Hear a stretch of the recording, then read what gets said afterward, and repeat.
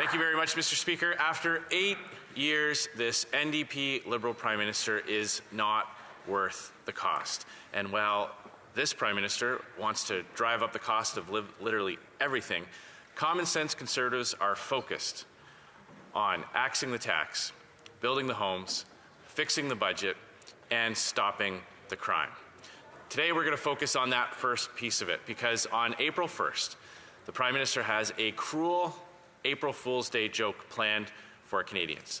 As if prices weren't high enough already, this out-of-touch Prime Minister is going to raise the carbon tax by a staggering 23% in just a couple of weeks. Now, I know I speak on behalf of all my Conservative colleagues when I say that we sympathize with the struggles that hardworking Canadians are going through. We've seen it. We've seen it in our ridings, Mr. Speaker. I've been in grocery stores where people who are well-dressed, people who look like they have jobs and means, go through the meat aisle, pick up a package of beef, stare at it agonizingly, and then put it back when they realize they just can't afford it. That's what life is like after 8 years of this Liberal government. And what's happening on April 1st? Those prices are going to go up yet again. So common sense Conservatives are fighting all week to spike the hike, to convince the Prime Minister and his NDP coalition partners to at the very least not raise it any more. The first thing you can do to help Canadians is to hold the line on this punitive tax and not make it any worse.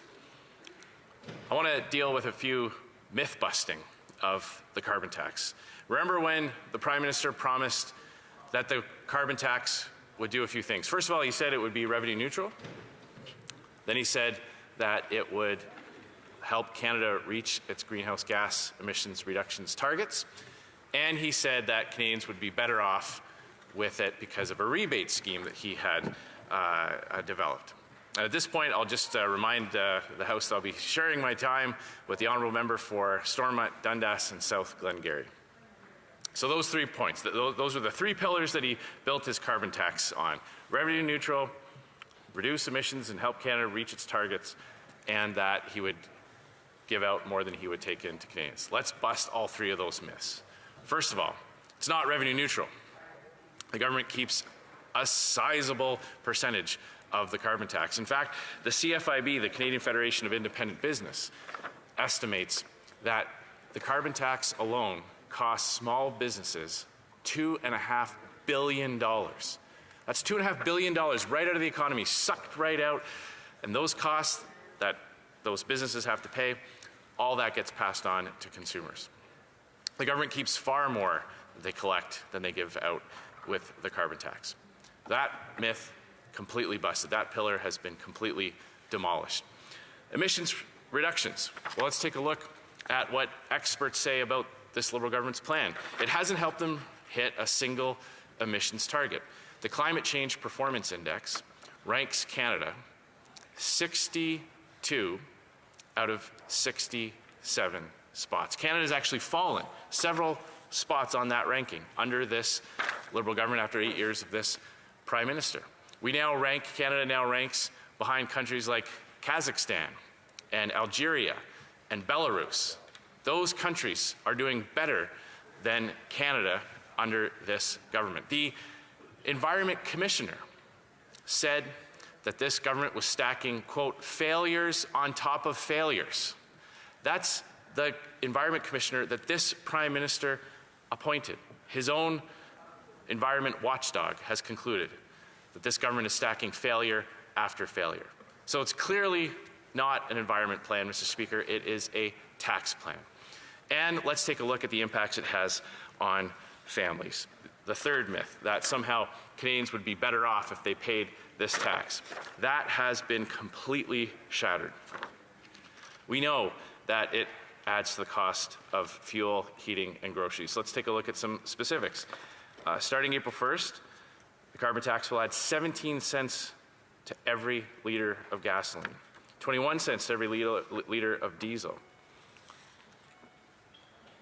We're looking at staggering costs that Canadians just cannot afford. The food experts, the people who monitor the grocery industry and the price of groceries on the aisle are saying that Canadians are going to have to pay an extra $700 this year on grocery prices before the carbon tax hike is even factored in.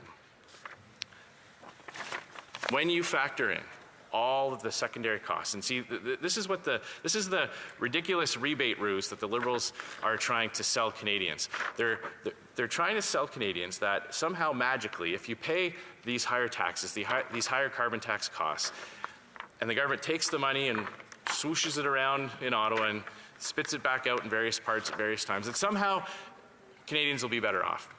The only problem is that once you take a look at the scheme, it falls apart almost instantly.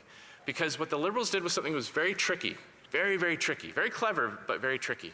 They designed the carbon tax rebate to only capture the direct cost.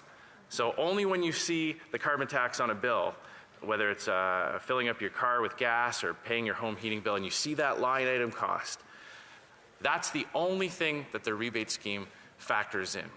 What it doesn't factor in is how all those costs in the economy get passed on to consumers. And we pay that higher carbon tax every time we buy something that had to be grown or manufactured or had to be transported or had to be cooled or refrigerated or warmed or heated. Anytime a retailer has to pay the carbon tax on their heating bill, on their utility bills, all of that gets cascaded on, and consumers and Canadians pay for that. The rebate scheme captures absolutely none of that. But don't take my word for it, Mr. Speaker. I know many Canadians might say, okay, well, the Liberals have a tale to tell and the Conservatives have their perspective. Let's look at what independent experts say about this part of the carbon tax plan. The Prime Minister's own budget watchdog, the independent, nonpartisan parliamentary budget officer, did this analysis, went through all the numbers, and he broke Canadian families into various groups. He calls them quintiles. So basically you take all Canadian wage earners and you divide them up into different groups based on their income levels. So based on income earners, the middle group, so these are middle-class Canadians, these are average middle-income earners. In Alberta, $1,400 worse off. In Saskatchewan, $929 worse off. This is once the carbon tax is fully implemented. Manitoba, $1,000 worse off. Ontario, $1,200 worse off. Nova Scotia, $1,100 worse off. Prince Edward Islanders, Mr. Speaker, another $1,100 worse off. And for the people in Newfoundland and Labrador, $680 worse off, even after the rebate scheme. So we're talking about average middle-class Canadians. If we go one group lower, look at the income bracket, just one group below that, they're still worse off too. They're not better off. These families are still paying more in the rebate, but that middle group is significant. That's almost $100 a month.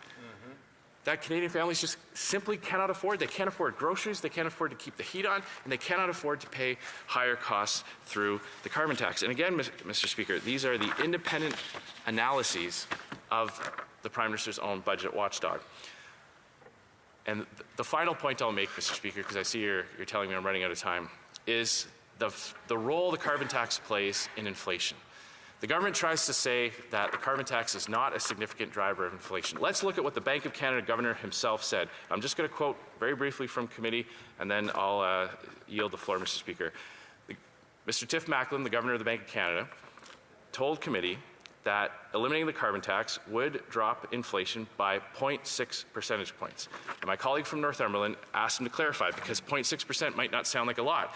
But when inflation is at 3.8, target is 2, and the Bank of Canada can start cutting interest rates once inflation gets closer to target. What that means is that 0.6% is about a third of the 1.8% that Canada has to eliminate in inflation to get back down to target so interest rates can come down. So in other words, the carbon tax is responsible for about a third of the extra inflation that's plaguing Canadians and forcing the Bank of Canada to keep interest rates high.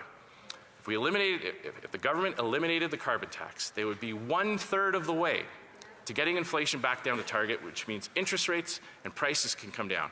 So this week, Mr. Speaker, Conservatives are going to stand with the 70% of Canadians who oppose this carbon tax hike, the 70% of premiers who oppose the carbon tax hike, and we're going to fight to spike the hike so we can axe the tax. Thank you very much, Mr. Speaker.